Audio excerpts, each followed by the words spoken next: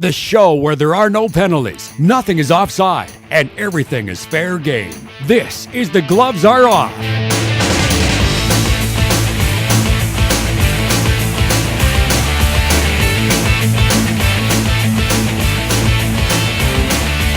Welcome to another edition of The Gloves Are Off. I hope you had a happy Thanksgiving. Sit down with some turkey stuffing and everything that was left over from Monday, and make sure you tune into this show. We got lots to talk about, especially two Canadian teams making it to the playoffs, the Eskimos and Riders. However, the results were a lot different, and we'll start off with two different guys here. Greg Buchanan. Still got the turkey sweats. You ever get turkey sweats? You eat so much that you're sweating turkey. That's what happened to me. All right, well, I'll just leave that alone, and thank you for joining us once again. Pleased to have on Lloydminster minor football president, Rod Kirby. How are you? Good, Moses. How are you? Not too bad. Of course, you avoided those turkey sweats. A little bit. All right, well, we'll see what happens now. Well, I don't know if you would say the Riders are sweating a little bit. Pressure now 9-6 in third place. They did clinch a playoff spot, but it's still determined whether they still have a chance for that home playoff game at second place or might have to drop down to fourth and play in that crossover. It's still a little bit up in the air, and of course so is the QB situation. Picking up Kerry Joseph, and now you see what's happened to Seth Daggy and Tino Sinceri. They are not the options.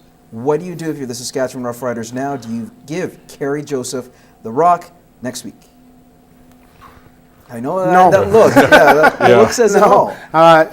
Honestly, I mean, his career ended a year and a half ago, I believe. And even the last couple of years he was in Edmonton, he wasn't a real capable quarterback. He's definitely not the option. I don't know what is the option. They did sign Keith Price about a month ago as well, and he had a good NCAA career in Washington, so maybe it's time to give him the ball and see what he can do with it. You know what? As much as, I agree, at the same time, they don't have any options. And the chances are, Kerry Joseph likely will get the start next week. They have no other options right now. And I think George Cortez, out of everything that happened on Monday, I question the offensive coach for the Riders and their game plan. There's so many times it was so predictable. And Allen, I think he was in on 24 he had of the 20 26. carries, 20-plus carries in the first half alone. Yeah, so 26 plays. And I believe even 2 pass plays. So he was in on 22 of the 26 plays the Riders' offense had. So if you're in the Alouettes, you're sitting there going, okay, what's our game plan, guys? Oh, stop Allen. No, it's pretty simple that way. So what happens now for Saskatchewan? I know Durant, they say he's working out, so that's a positive sign at least, to try to get him back by the playoffs. But in the meantime, can they stop the skid knowing full well the competition they'll face is Edmonton and Calgary in the next couple weeks here? All West matchups. Yeah, they're going to have a tough time winning any of those games, I think, as long as they don't have Durant in the lineup. So I think they probably ended up finishing 9-9.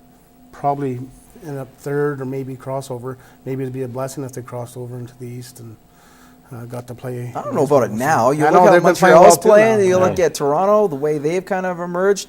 Hamilton, despite the loss last week, they've been on a roll, winning 4 or 5 or so. So trust me, the way the Riders are playing right now, that they would have a hard time against a junior football team. Trust me, they're that bad of a club right now, and their confidence is completely blown. Offense and defense. Their defense is sitting there going, offense isn't helping us out. They're getting. You know what? The defense has no right to get put through what they're getting put through, which means they're on the field constantly, and by the third or fourth quarter, they have nothing left in the tank. Okay, what about the Edmonton Eskimos then? We'll move on to them. They won by a similar scoreline what Montreal did, 41-9 over Winnipeg. They look dominant in all facets. Are they the team to beat? Calgary's getting a little banged up. They're going to be good. But maybe, can we say that the Edmonton Eskimos are a legit Grey Cup contender as we speak? Oh, absolutely. I think they are. I think they have been all year. The key for that, like with the Riders, the key is having Mike Riley healthy. Because after Mike Riley, Edmonton doesn't have a lot of quarterback with Nickel. But yeah, when they're 100% healthy, they're very much a contender, and I wouldn't be surprised at all to see them beat Calgary. If White's healthy, Riley's healthy, their offense is looking good. Their defense is, I think, probably the best in the league, no doubt. So a lot of times when it starts getting cold and the field starts getting harder, your defense wins you ball games. And I think the Eskimos have a legitimate shot beating Calgary. Okay, what about, we'll move on. We'll go back to the Montreal Alouettes game against Saskatchewan, minus the football in general. We'll talk about Anthony Calvillo. You have to agree that he's one of the best. Had his number retired, was represented well, and I thought it was a great way they send him off in the way they did, the Montreal Alouettes organization. He's meant so much to that team, so much to the league, and what he's done in terms of the records he's broken is astonishing. Is he not only just one of the best, actually the best, the number one player to ever play in the CFL? That's a good one. You know what? Stat-wise, he has 3 Grey Cup rings.